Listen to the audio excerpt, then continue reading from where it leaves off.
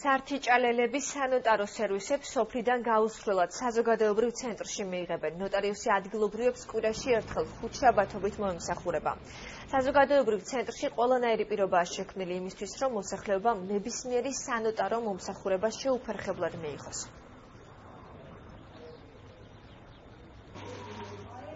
ამჯერად 23 მოქმედი ცენტრისგან ეს ცენტრია სულ განთავსებული ნოტარიუსის სერვისი, რომელიც კვირაში ერთხელ იქნება წარმოდგენილი. ნოტარიუსი განთავსებული ეცოლოთ გამოყოფილ ადგილას საზოგადოებრივ ცენტრში, სადაც შეძლებენ მოთხოვნის შესაბამისად მოქალაქემ მიიღებენ სერვისებს.